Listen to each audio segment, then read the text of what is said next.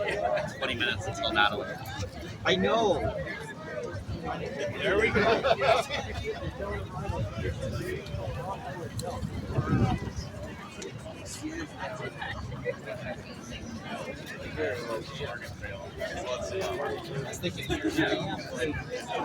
Oh, that's the food cart that they used at the Type 6 event.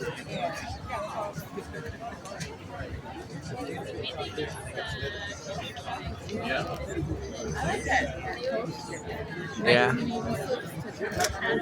I like that green shirt. Max Type 1. You've reached the end of the line. And they're even selling the same posters of the ones that they sold at the Fair inspection today. trains over there.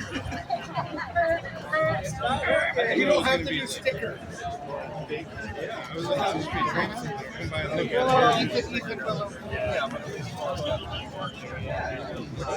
Folks around here somewhere. It's true. Does it have the actual skate? Does it?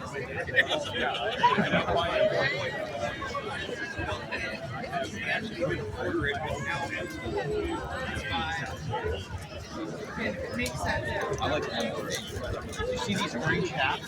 Yeah, there. Hey, buddy. Hi.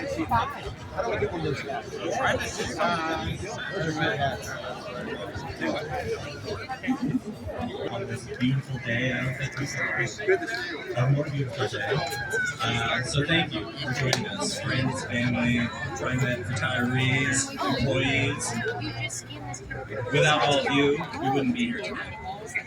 So as we kick things off, I'm going to pass the baton to our general manager, Sam Dessou, followed by Jan Campbell. At the end of the remarks here, we're actually going to have a raffle. So if you just stick around, Cal Peters will come up and do the raffle, and you might land a cool prize. So who knows? So without further ado, I'll pass it on to Sam Dessou.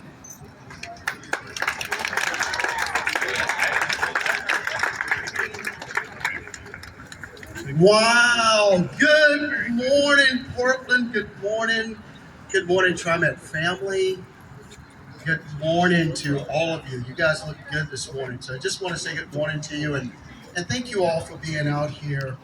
Thank you for joining us with this wonderful celebration of a true icon of TriMet transit system. And of course, I am talking about this Type 1 Mike's train behind me here. So let's give that a big round of applause.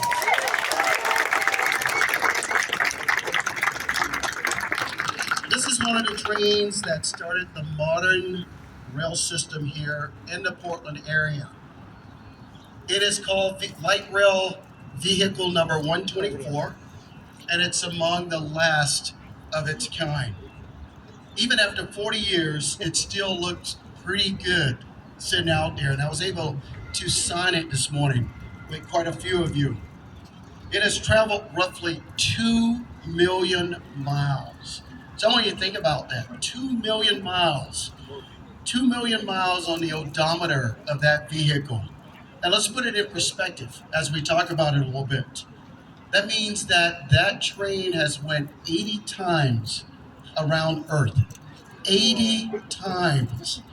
And it's equal to at least 4 trips to the moon and back. So think about that, 4 trips. And you just see Artemis splash down with 1 trip there and back. So 4 trips to the moon and back.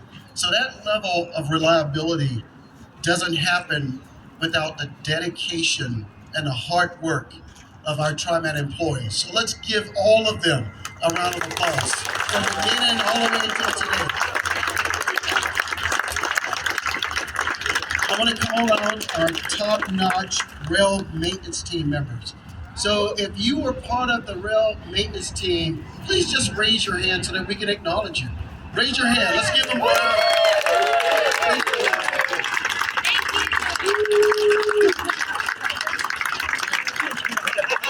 I just want to thank you for keeping our Type 1 steadfast for countless decades as we went forward. And these light rails have also acted as an inspiration for what is possible here at TriMet. Anyone that's operated the Type 1 train, please raise your hand so that we can acknowledge it. Oh my goodness, look at here. Look at all of our operators that's operated the Type 1s. We are grateful and thankful for you guys, so thank you so much on that.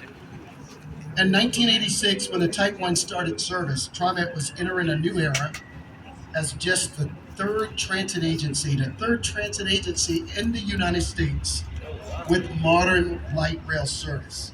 And these trains help demonstrate that light rail could succeed in a mid-sized American city and connect the outlying communities.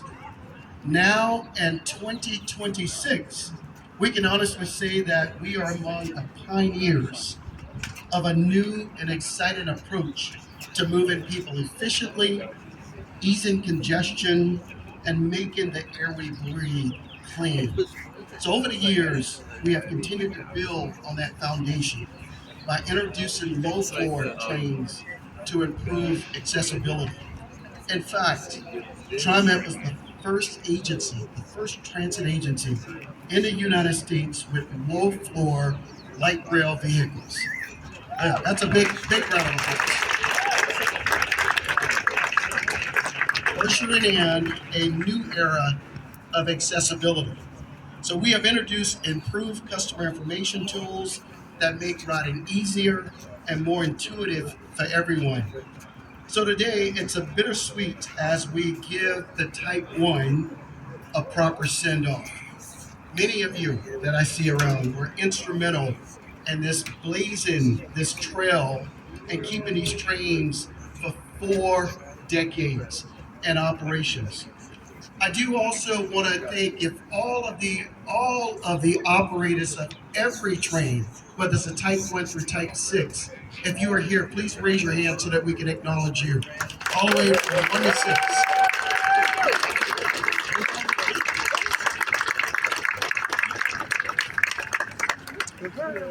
Also, I want to do one other thing. I want all of our retirees that are here, if you can raise your hand, we want to just give you a special thank you. All retirees. Thank you, thank you, thank you. So we have a special guest with us today, Jan Campbell. Jan is the chair of our Committee on Accessible Transportation, and as a longtime advocate for people with disabilities, she has provided TriMet with invaluable guidance over the years. You may not know this, but she played a pivotal role in the Type 1s. So Jan, come on up and let's give Jan a big round of applause.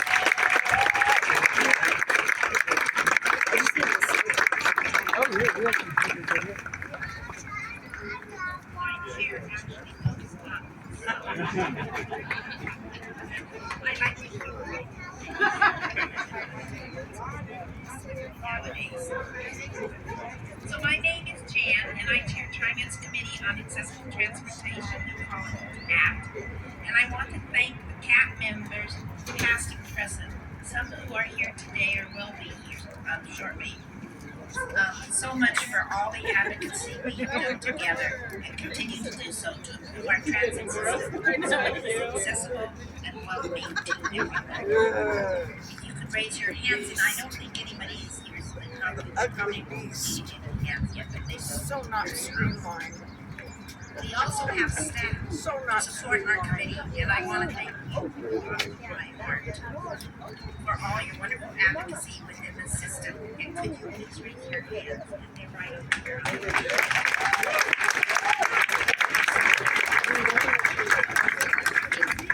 CAT is comprised of older adults and persons with disabilities. We are a vital communication link between staff and stakeholders, ensuring accessibility is prioritized in their total system, which includes their vehicles, policies, and programs. Type 1 vehicles, which we have one behind us here, actually gave me the opportunity to travel en masse like everyone else. I was able to experience, like everyone, our first light rail vehicle. However, access to the light rail was different because now we have all low floor cars, and I can enter the car by pushing a button. Doors open, Brad comes out, and we go right on like everyone does. Back in the day, technology was not like this at all. Because it was high floor stairs, not many of us could use it. The operator had to line up the car correctly with the wayside lift so that the customer could get off and on the vehicle. And it looks like some remember that.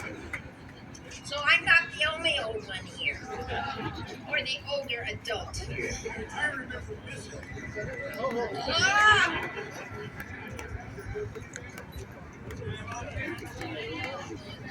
Yep, yep.